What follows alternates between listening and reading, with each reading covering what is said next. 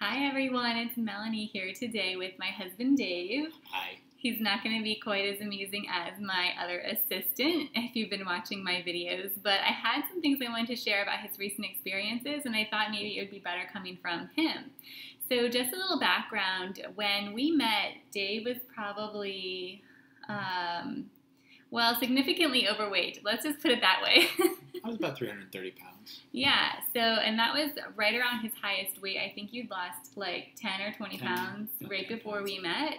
And I was just starting to get into nutrition, and we started kind of working together on his diet. And since like 2010, I think, maybe 2011, how much weight do you think you've lost? I'm down at about 238 now, so about 90 pounds.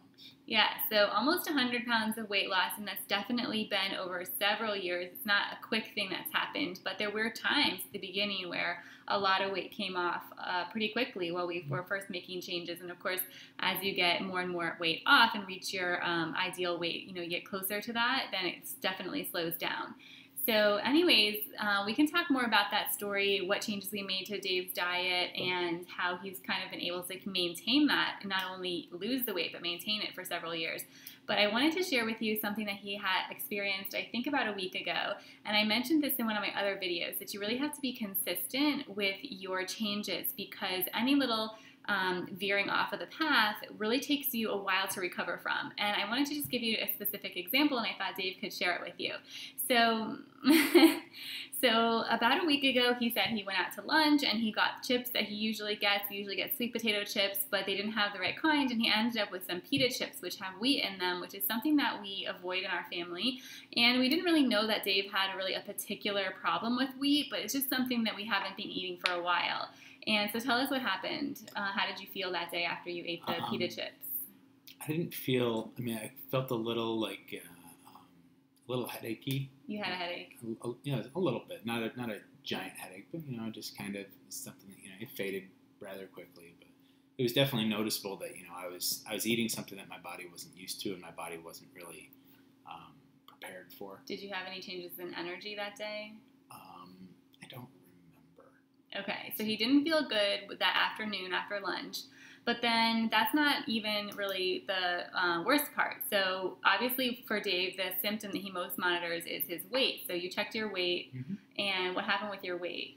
I think I gained, over the course of the next day, my weight was up about a pound, and then the day after that, my weight was up another pound. So in the course of 2 days, I gained 2 pounds. Okay.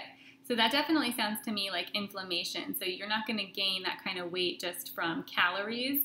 And obviously it was like one small bag of pita chips. It's not because he was overeating. It's because his body was having an inflammatory response. So he didn't feel good the first day. He gained weight the next day and the next day. So he had 2 days of additional weight gain. And then you started losing, or did you maintain? Then it kind of went back to where it was before. And how long did that take?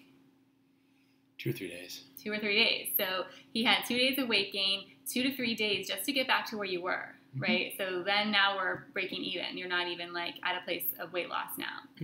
So I just wanted to share that with you and really draw out a really specific example, because I have a lot of clients who are working on weight loss, some as a primary goal, some as a secondary goal, and we're working on other health concerns that are then affecting weight.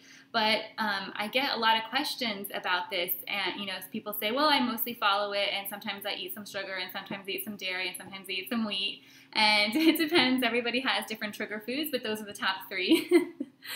And I just wanted you to see pretty clearly that you really have to be really consistent, because if you're eating wheat on Monday and on Wednesday and on Friday, then you are going to continue to see the inflammation increase, and you'll see the weight either will increase as well, or you'll have trouble losing weight. So being consistent over a longer period of time, it gives yourself the opportunity to see what the effects can be of eliminating those inflammatory foods. So is there anything else you want to share today? She's really good at her job. Thanks.